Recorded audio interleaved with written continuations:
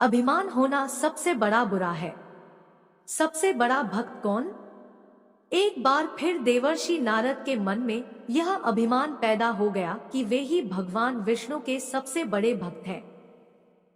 वो सोचने लगे, मैं रात दिन भगवान विष्णु का गुणगान करता हूँ, फिर इस संसार में मुझसे बड़ा भक्त और कौन हो सकता है? किंतु पता नहीं श्रीहरि मुझे ऐसा समझते हैं या नहीं। यह विचार कर नारद भगवान विष्णु के पास क्षीर सागर में पहुंचे और उन्हें प्रणाम किया। विष्णु जी बोले, आओ नारद, कहो कैसे आना हुआ। नारद बोले, भगवान मैं आपसे एक बात पूछने आया हूँ।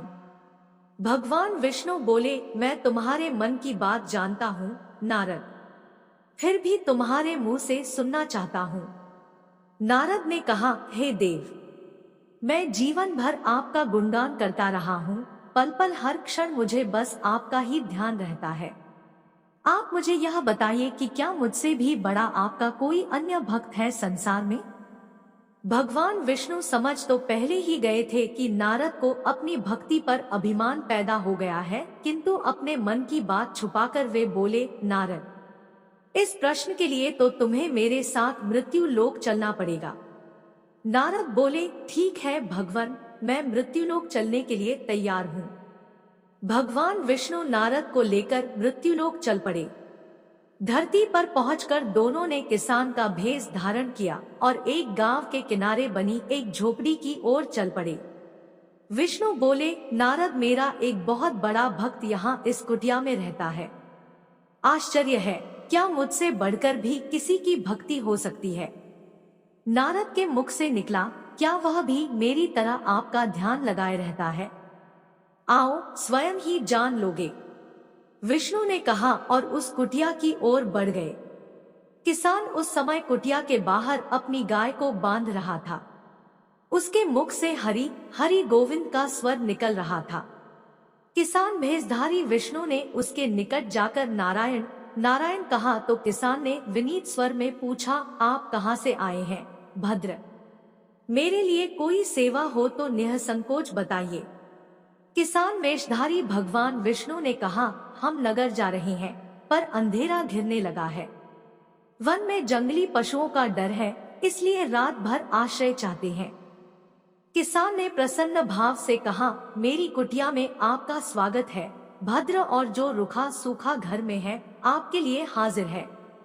भगवान ने मुझे आप लोगों की सेवा करने का अवसर दिया है, बड़ी कृपा हुई उनकी। बाहर दालान में एक खटिया पर दोनों को बिठाकर किसान अंदर गया और अपनी पत्नी से कहा, देवी, दो अतिथि आए हैं। किसान की पत्नी उस समय अपने बच्चों को भोजन परोस रही थी। धीरे से आटे का बर्तन दिखती हुई बोली, घर में इतना सा ही आटा है और ये बच्चे और भोजन मांग रहे हैं।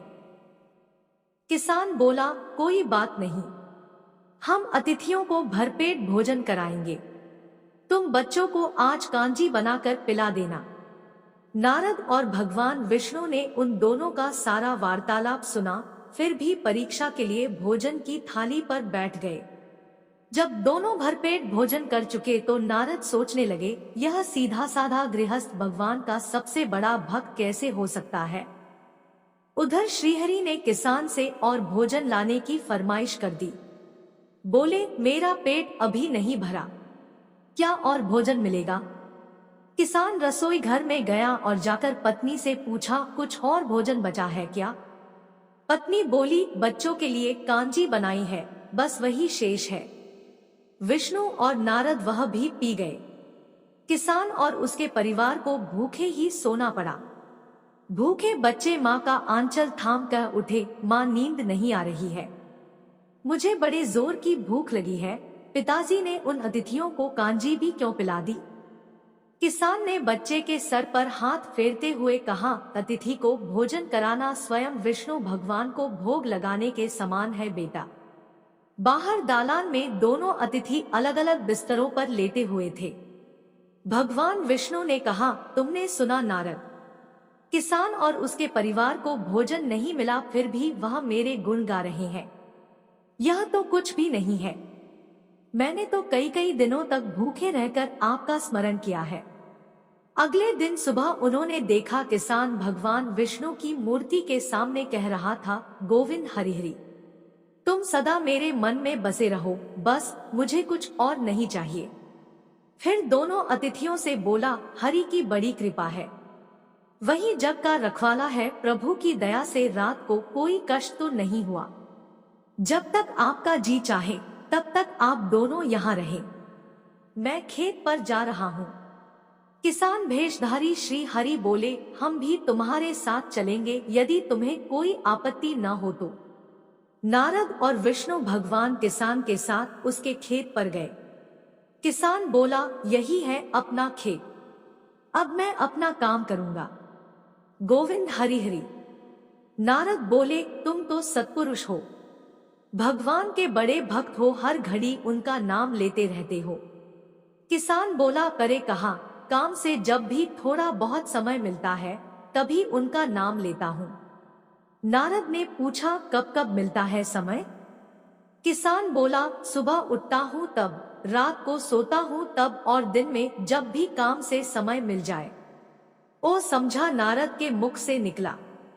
दोनों जब किसान से विदा लेकर चले तो नारद ने व्यंग्यात्मक स्वर में कहा, आपने सुना भगवान, वह सुबह शाम 2 बार ही आपका स्मरण करता है, जबकि मैं हर समय ध्यान करता हूँ, फिर भी आप उसे महान भक्त बताते हैं। नारद की बात सुनकर श्रीहरि चुप रहे, किंतु मन ही मन उन्होंने कहा, कारण भी जान जाओगे नारद। विष्णु ने एक कलश को तेल से लबालब भरकर नारद को दे दिया और बोले, नारद इसे अपने सिर पर रखकर बिना हाथ लगाए सामने वाली पहाड़ी तक ले चलो। ध्यान रहे इस कलश में रखे तेल की एक बूंद भी जमीन पर गिरने न पाए। नारद बोले, यह कार्य सहज तो नहीं है। यह कहकर नारद ने कलश सिर पर रख लिया और पहाड़ी की ओर चल दिए। नारद पहाड़ी तक गए और लौट आए। विष्णु बोले, लौट आए नारद, ठीक है, अब यह बताओ कि इतनी दूर जाने और आने में तुमने कितनी बार मेरा स्मरण किया है?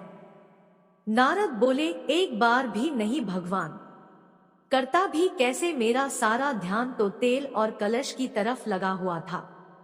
श्रीहरि बोले, तब तुम ही सोचो, वह किसान दिन भर कठिन परिश्रम करता है, फिर भी 2-4 बार मेरा स्मरण जरूर करता है, और तुम एक बार भी मेरा स्मरण नहीं कर पाए। विष्णु की बात सुनकर नारद के अंतर्चक्षु खुल गए। वह श्रीहरि के चरणों में गिरकर बोले, मान गया प्रभु, जो संसार के झंझटों में रहकर भी आपका स्मरण करते हैं वो ही सबसे बड़े भक्त है।